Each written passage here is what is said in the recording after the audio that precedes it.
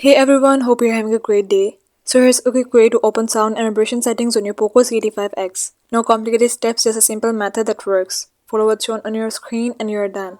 So don't forget to like and subscribe for more important tech tips. Let's start.